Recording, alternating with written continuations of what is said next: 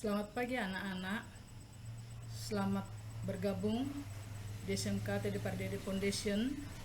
Setelah sekian lama anak-anak kami libur karena pandemik, sekarang kita akan memulai pembelajaran kita di tahun ajaran 2020-2021. Anak-anak kami sekalian sudah naik tingkat ke jenjang yang lebih tinggi, yaitu SMK kelas 10.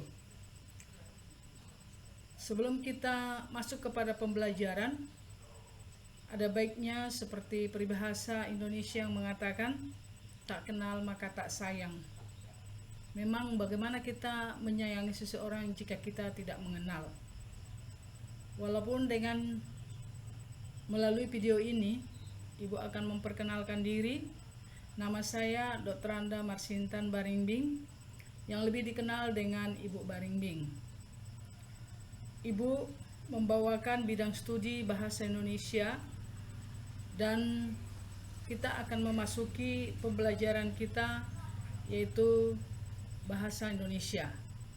Seperti yang Ibu sudah pernah Ibu jelaskan, bahwa pembelajaran bahasa Indonesia itu sangat penting, karena pembelajaran bahasa itu merupakan salah satu alat komunikasi kita kepada orang atau pihak lain. Terutama di dalam bermasyarakat, berbahasa itu sangatlah penting. Memang selama ini anak-anak kami semuanya sudah belajar bahasa Indonesia, mungkin sejak belajar berbicara, namun tidaklah seperti yang anak-anak kami pikirkan, tetapi lebih dari situ. Kenyataannya bisa kamu lihat pada saat-saat kamu ujian, waktu kamu ujian akhir. Sekarang kita akan masuk kepada pembelajaran bahasa Indonesia. Sebelum kita masuk ke pembelajaran bahasa Indonesia, adapun materi yang Ibu bawakan pada pertemuan pertama ini, yaitu melaporkan atau membuat laporan hasil observasi. Adapun yang menjadi tujuan pembelajaran kita, yaitu 1. Siswa mampu menganalisis isi teks laporan hasil observasi. 2. Siswa mampu menganalisis struktur kebahasaan teks laporan hasil observasi. 3. Siswa mampu menyimpulkan teks laporan hasil observasi. 4.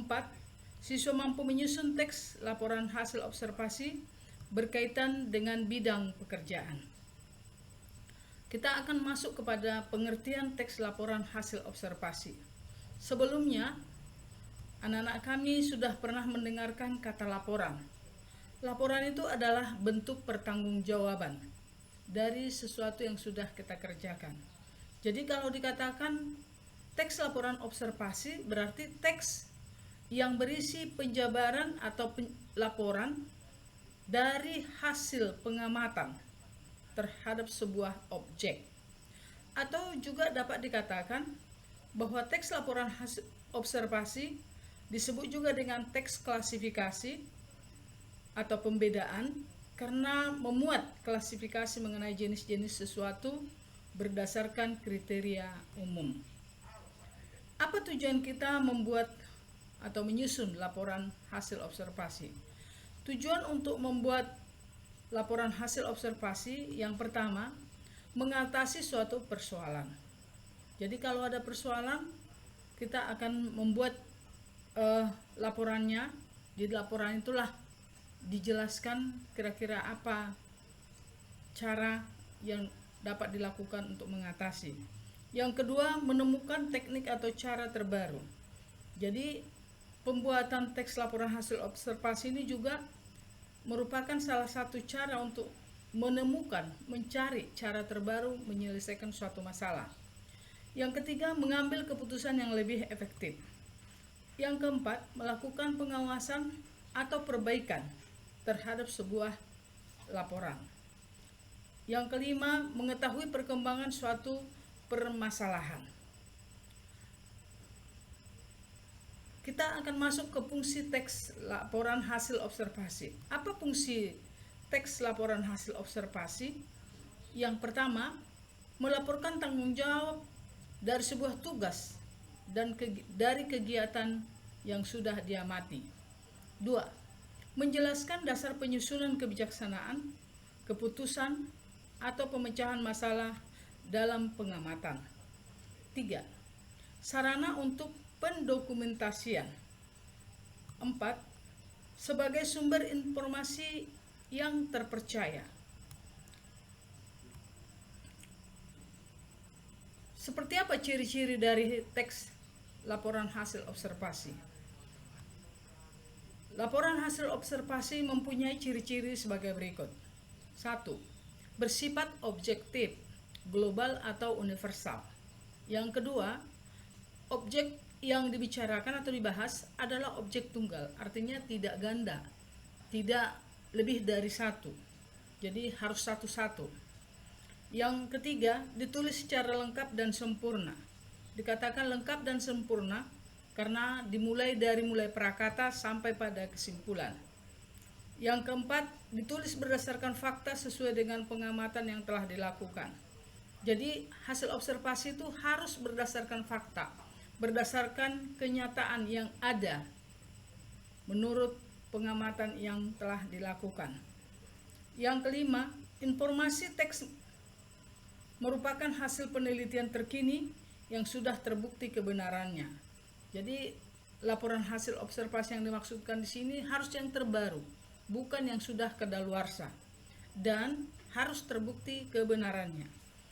Yang keenam, tidak mengandung prasangka atau praduga atau pemihakan yang menyimpang atau tidak tepat. Di dalam hasil observasi itu tidak ada prasangka-prasangka, tidak ada praduga atau berpihak kepada pihak lain tanpa didukung oleh fakta. Yang terakhir, saling berkaitan dengan hubungan berjenjang antara kelas dengan subkelas yang terdapat di dalamnya.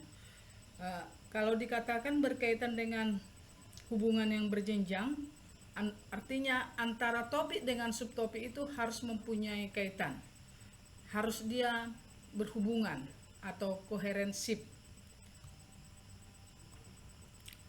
Sifat dari teks laporan observasi. Sifat laporan observasi itu yang pertama informatif, artinya dapat dia merupakan pemberitahuan. Yang kedua, bersifat komunikatif, bisa dia menjadi perantara yang bisa dipahami, yang bisa dimengerti oleh pembaca.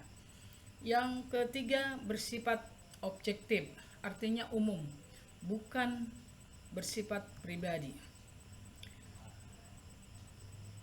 Sebuah hasil laporan observasi terdiri atas struktur teks.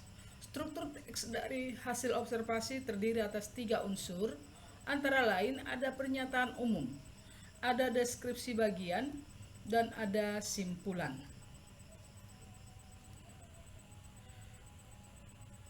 Sampai di sini dulu pertemuan pertama kita, dan akhir kata Ibu ucapkan terima kasih.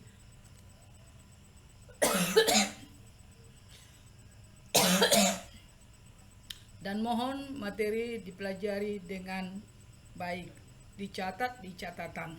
Selamat bertemu kembali.